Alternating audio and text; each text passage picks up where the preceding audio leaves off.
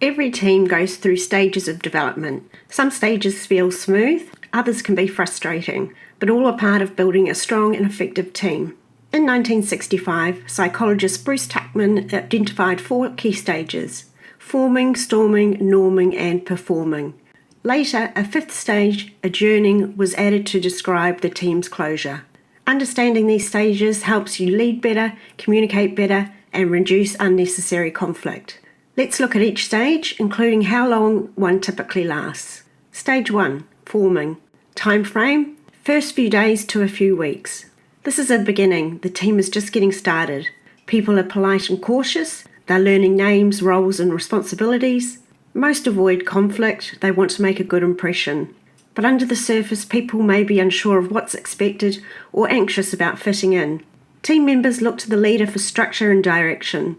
At this stage, clear goals, expectations, and ground rules are critical. Stage 2, storming.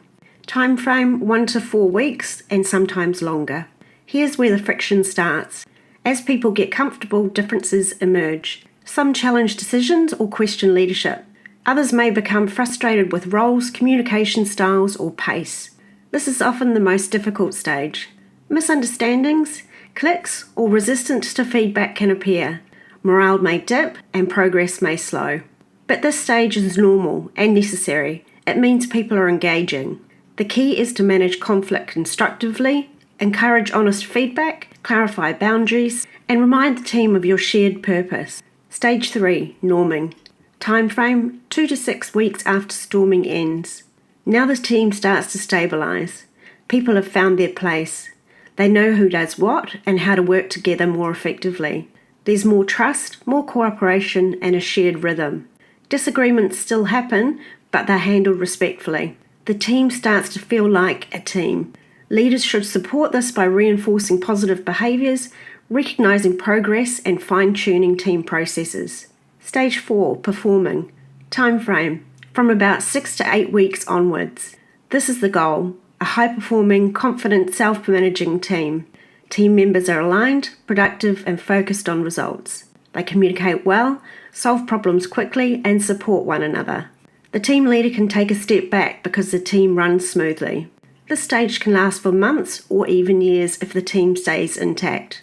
But keep in mind, changes to membership, leadership, or scope can send the team temporarily backwards. Be ready to revisit earlier stages if needed.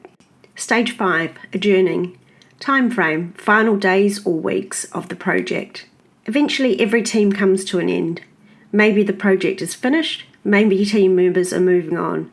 This stage is sometimes overlooked, but it matters. Team members may feel proud of what they've achieved or disappointed it's over. There can be mixed emotions, relief, celebration, even grief. It's important to close the team properly, debrief what worked, acknowledge contributions, and help people reflect on what they've learned. A thoughtful ending leaves people feeling valued and more prepared for their next team experience. Tuckman's model shows us that teams evolve over time. Each stage has a purpose, even the difficult ones. If you're in the storming phase, it doesn't mean your team is failing, it means you're growing. Use this model to guide how you lead, communicate, and support the people you work with.